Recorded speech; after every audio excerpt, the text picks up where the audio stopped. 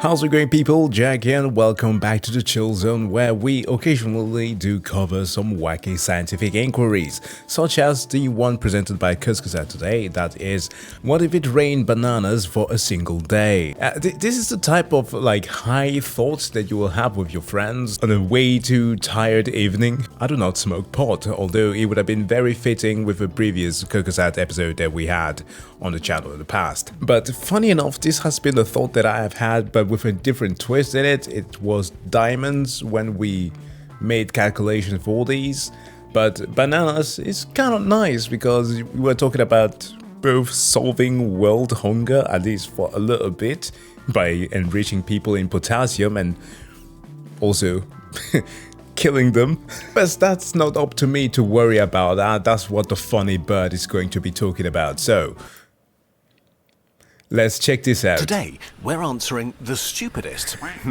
okay, wait, the best and most amazing questions from you, our viewers. Oh, so it's fan mail. We're experts when it comes Nice. to tackling stupid questions, and on top of our own, we get hundreds from you on an almost daily basis. So, let's very seriously and scientifically answer some of them. Question 1. How many jellyfish do you need to power Tokyo? A lot. Tokyo is a hungry beast, gobbling up around 280 terawatt-hours of electricity every year. It is the busiest city in the world. Okay, correction. I needed to consider the scale and not just the brightness of the bloody place. Say for Beijing, we're likely talking about Tokyo here as being number 2, because I will bet on this that it is Beijing, Tokyo, Sydney, Australia, hell yeah, London, oh my god, which Delhi, right? Delhi? I'm so sorry if I'm pronouncing this wrong, but Delhi, as well as Seoul, of course. Oh, jeez. But yeah, I would say that those are like the top 6 brightest cities in the world, and powering the second is quite a challenge. That's more energy than these 20 countries combined and more than all of Australia. Can we power Tokyo with our innovative renewable energy source? Okay, I mentioned Sydney there, so if... How much is that, please? If it's more than Australia combined, which, yeah, sure, the outback is kind of empty, but... Some jelly species like Aquaria victoria or crystal jelly contain fluorescent proteins and glow in the dark. If you put one of them in front of a tiny solar panel, you'd end up with something like a microwatt hour of energy. To meet Tokyo's outrageous energy demands, you'd need a quintillion, 300 quadrillion glowing jellies. Ugh. That's too many.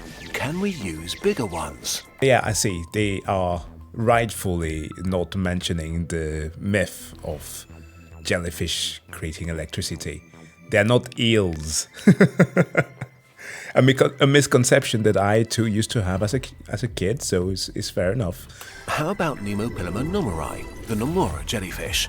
Oh, really chunky boys, big. weighing about as much as a piano and growing up to 2 meters wide. They're armed with around 1,000 spindly tentacles that grow up to 4 meters long and help them suck up plankton from the water.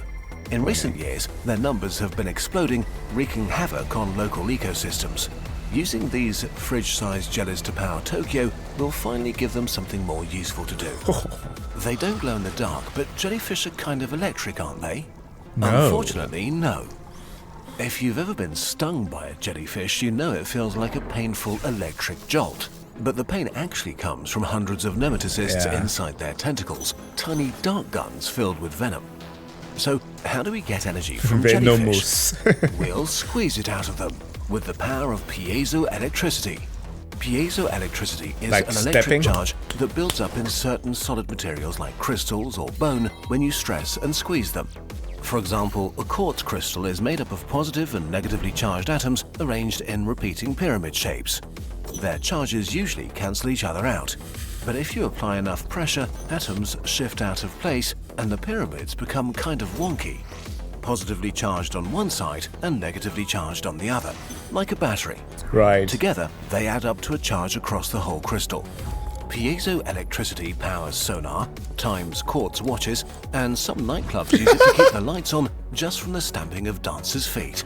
I'm sorry for bursting out of laughter here, but that was literally the thought that I had in my mind when I mentioned the stepping there. Because yes, this has been used in nightclubs before. I was just kind of feeling a little bit embarrassed to say that, but true. So here's the plan.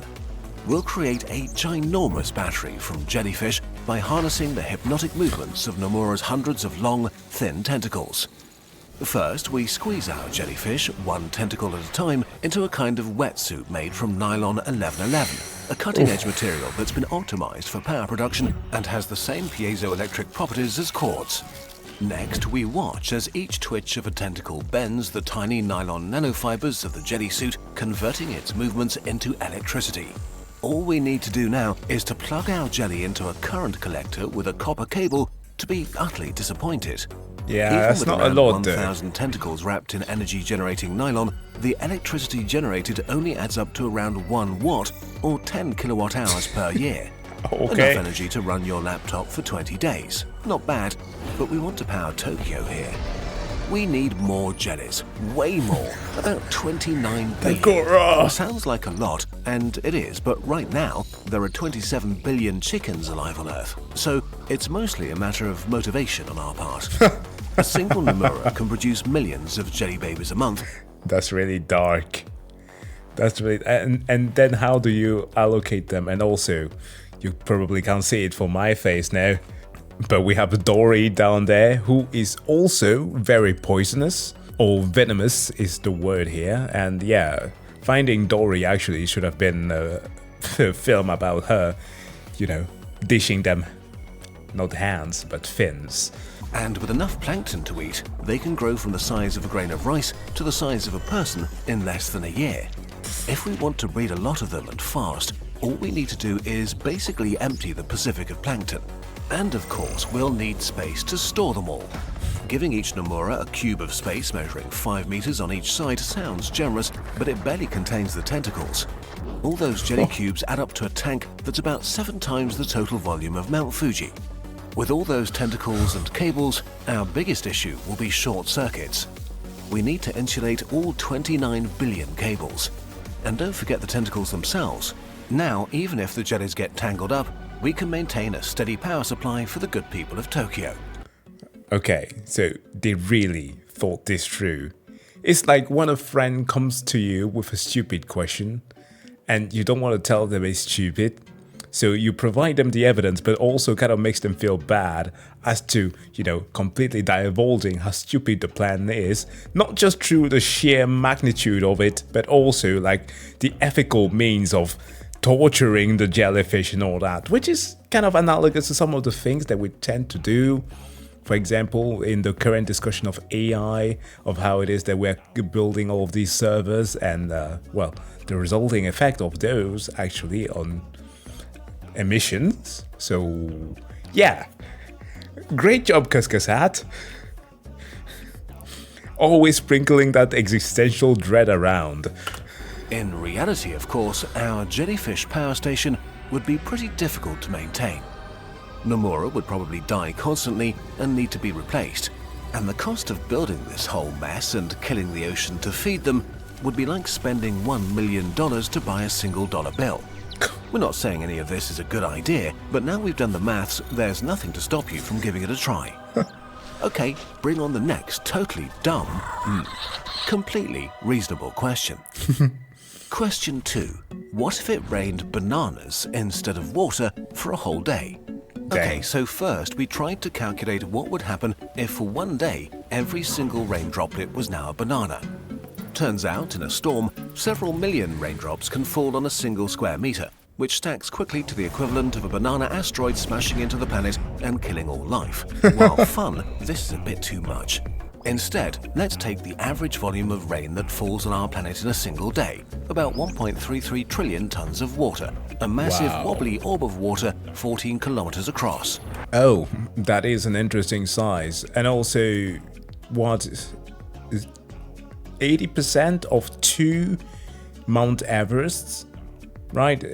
Everest has an elevation of 8.8 kilometers, and or in comparison to the deepest place, the Mariana Trench, which is about 10 kilometers. So that's 140. I don't know. Sorry for doing some weird math here, but we are already in that territory. Now, let's swap this water for bananas. Each fruit weighs about 120 grams, which will give us a daily banana fall of 11.1 quadrillion bananas, weighing 1.33 trillion tons in total. If we match average global rainfall patterns, even the Sahara Desert would receive around 15 trillion bananas.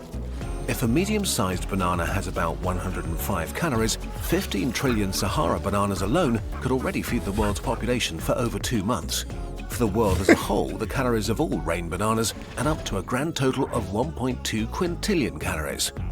Single banana contains 450 milligrams of potassium, K in your periodic table, which, what is it? The percentage of which is 0.01% goes radioactive. With just one day of banana rain, we could go on feeding everyone on Earth for over 100 years. Of course, in reality, the banana rain would be pretty catastrophic. A banana falling from about 3,000 meters terminal velocity mid-altitude rain cloud would reach a velocity of 240 meters per second and strike the ground with the same kinetic energy you'd get from dropping a bowling ball off a 50-meter building. And we're dropping over 11 quadrillion of them across the planet. One of the rainiest and therefore worst affected cities is London. It would face a storm of 21 billion bananas, or 2.5 million tons. The shower of yellow death breaks roofs, shatters windows, and decimates national monuments. Human bones are no match for this monsoon, so we'd need to take shelter from the banana blitz inside or underground. All around the world, cities and infrastructure, rivers and rainforests are severely damaged and clotted with a layer of banana smoothie that's already beginning to rot. Trillions of mashed bananas are floating in the ocean, clogging up coastlines. Picture the aftermath of all the worst oil spills and superstorms combined, but way worse and kind of everywhere. And our problems are just getting started. The rotting banana mush contains 160 billion tons of methane, 280 times our current annual emissions as a Didn't planet. even think of that. Methane traps around 28 times more heat than CO2. Adding this much greenhouse gas this quickly will lead to a catastrophic and sudden spike in global temperatures. Most ecosystems won't be able to handle it and will witness a devastating mass extinction event. Jesus. In short, banana rain is an apocalypse-level catastrophe. Okay, hopefully your question has been properly answered. Who would have thought that the bananas was the true Avengers level threat? Ultron had a wrong choice. Friday. Okay. This was a great answer to the problem. It's time to wrap up for today. Please keep sending us your amazing questions, even and especially if they're stupid. We're collecting them and we'll answer more of them in the future. Wow. What? Could you play an instrument made out of mayonnaise? What in the affluent suburban white family is this? Stupid. Well, there you have it. It wasn't even the radioactivity. I would have thought that we were going to dive into a concept of, oh, if people had to be forced to eat about, what is it, like 1,000, right? A 1,000 bananas a day. But that's like the threshold that you need to reach for that potassium to become dangerous. But yeah, I thought they were going that territory. But no, again, global warming hit us hard, and this time it was the bananas falls. Anyways guys, thank you so much for checking out this video. As always, if you liked it, don't forget to hit that like and or subscribe button. Of course, please do make sure to do the same for Kurzgesagt so that it might provide us with even more funny answers. And come back later to the channel where I will answer the question of what happens when 100 men encounter a gorilla. Have a wonderful day.